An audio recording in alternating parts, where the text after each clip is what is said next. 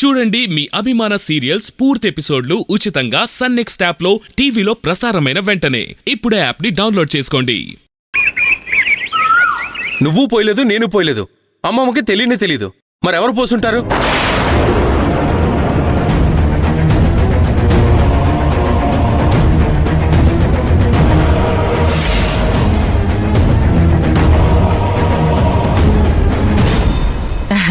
ఇంకా ఆగావేంటి బాబు?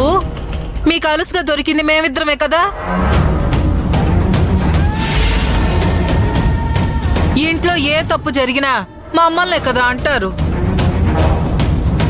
అనండి, మేమే తెచ్చి నూనె కింద పోసామని అనండి. ఏంటండి ఇది? మా అమ్మ నాన్నల మీద ఎందుకు నిందలు వేస్తున్నారు? వాళ్ళకేం అవసరమని నూనె పోస్తారు?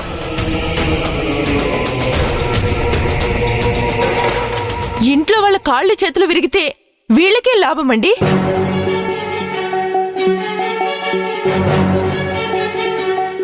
కన్న కూతురికి కష్టం రాకూడదని ఎవరైనా కోరుకుంటారు గాని ఇలా కాళ్ళు చేతులు విరగొట్టాలని కోరుకుంటారా?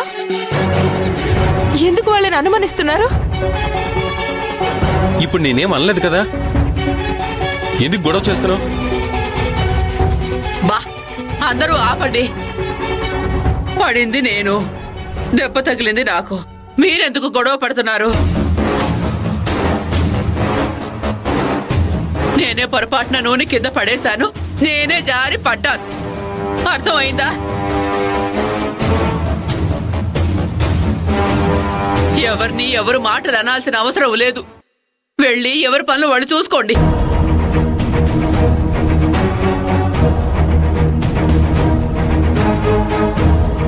ఒరే చేతు, ఆ కార్పెట్ దాని మీదకి లాగరా. నువ్వు జాగ్రత్త.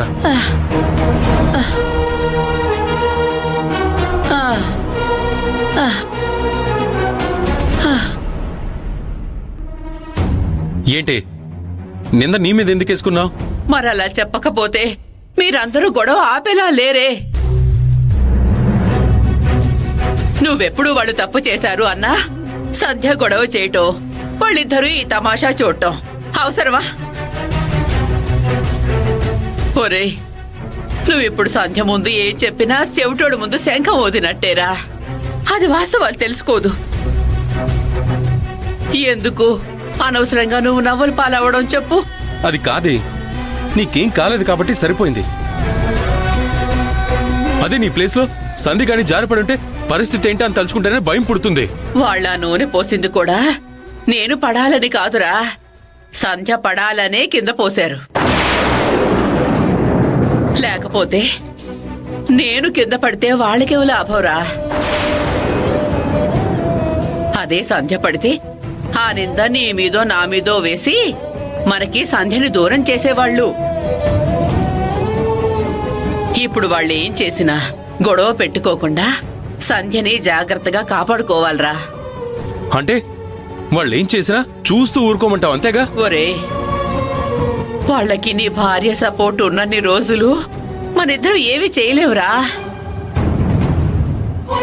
నువ్వు అర్థం చేసుకొని సంధ్యని జాగ్రత్తగా చూసుకో.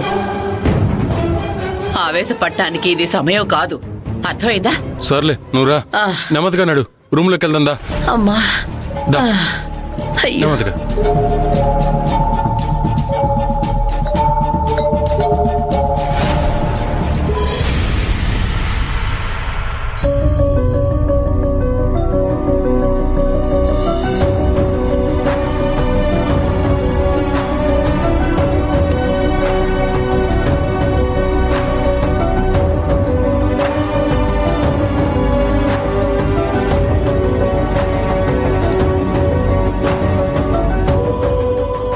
ఏంటి కొన్న నెక్లెస్ అకౌంట్ ఎలా కవర్ చేయాలా అని చూస్తున్నావా? ఒకవేళ అదే చేస్తున్నట్టయితే ఇంకో 10 లక్షలు కూడా మేనేజ్ చేయి. ఏంటంత షాక్ అయ్యావు? ఇంటి ఆడపడుచుకి 10 లక్షల నెక్లెస్ కొన్నావు, అలాంటిది ఈ ఇంటికో వారసునివ్వబోతున్నాను. మరి నాకు కొనవా? నీకేమైనా పిచ్చా? నీకు లక్షలంటే విలువలేదా? ఏదో వందలు అడిగినట్టు అడుగుతున్నావు. మా డాడీ ది గ్రేట్ కృష్ణమూర్తి ఒక పెద్ద కోటీశ్వరుడు. ఆయన డబ్బులు ఖర్చు చేస్తే నువ్వెందుకు అంత ఫీల్ అవుతున్నావు? మీరేమనుకున్నా నేను పట్టించుకోను.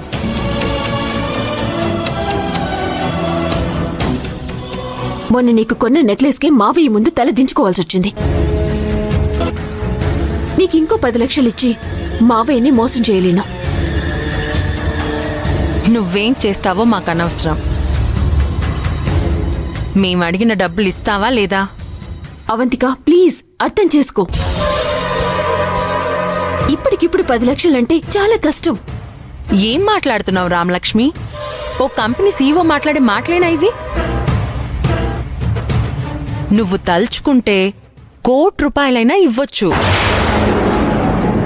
₹1,00,00,000 ఇవ్వటానికి ఇది నేను సంపాదించిన ఆస్తి కాదవంతిక. ఈ ఆస్తిలో చిల్లి గవ్వ ఖర్చు పెట్టే హక్కు కూడా నాకు లేదు.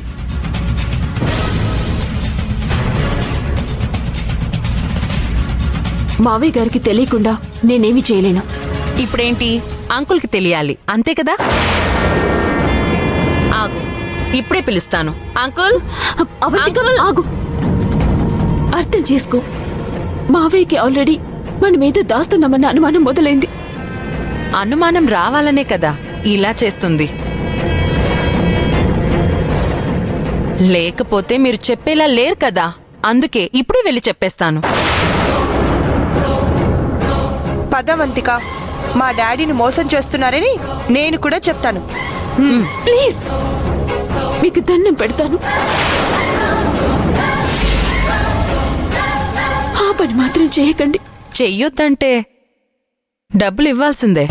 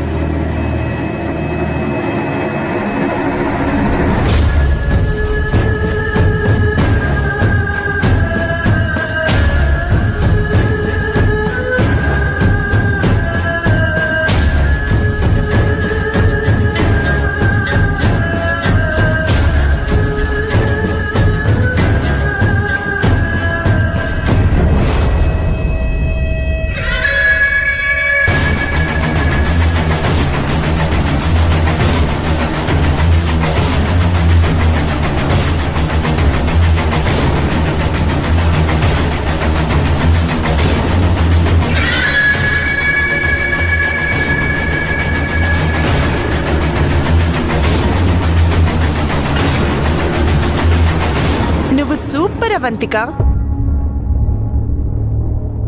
కాదు కాదు, నీ కడుపులో పెరుగుతున్న బిడ్డ సూపర్.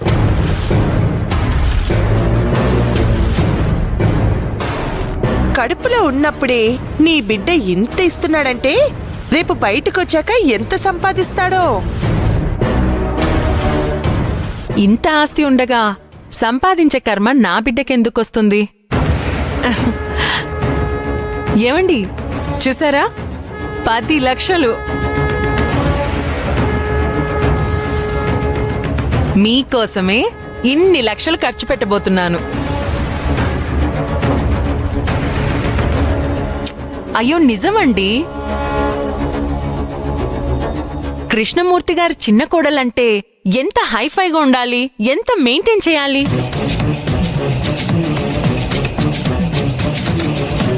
మీకు కూడా నేను అందంగా కనిపిస్తే ఇష్టం కదా, కన్నార్పకుండా చూస్తారు కదా, అందుకే.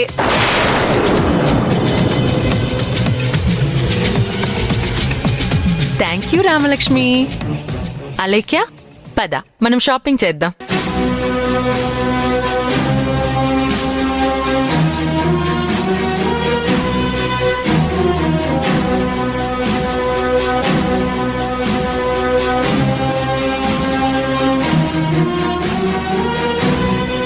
ఏంటి రామలక్ష్మి ఇది? అంత డబ్బు ఎలా ఇచ్చావు? అలేఖ్యకి నెక్లెస్ కొన్నప్పుడే డాడీ నిన్ను క్వశ్చన్ చేశారు. అప్పుడు ఏం చెప్పకపోయినా నీ మీద నమ్మకంతో ఏమీ అనలేదు. కానీ రెండోసారి ఊరుకోరు. నువ్వు నిజం చెప్పేదాకా వదిలిపెట్టరు. నిజంగా మావయ్య గారు మనల్ని నిలదీసి అడిగిన రోజు ఇద్దరం కలిసి నిజం చెప్పేద్దామండి. మావయ్యకి నిజం చెప్పకుండా ఈ రహస్యాన్ని దాచటం నాకు కూడా కరెక్ట్ అనిపించట్లేదు. చాలా గిల్టీగా ఫీల్ అవుతున్నాను. అడిగే వరకు ఆగడం ఎందుకు? ఇప్పుడే వెళ్ళి చెప్పేద్దాం. అలా చెప్తే కనీసం వీళ్ళిద్దరి టార్చర్ అయినా తగ్గుతుంది. పద రామలక్ష్మి. కాస్త ఓపిక పట్టండి. మీరు ఏ తప్పు చేయలేదని ఒక్క ఆధారం దొరకగానే వెళ్ళి నిజం చెప్పేద్దాం. అప్పటి వరకు భరించండి ప్లీజ్.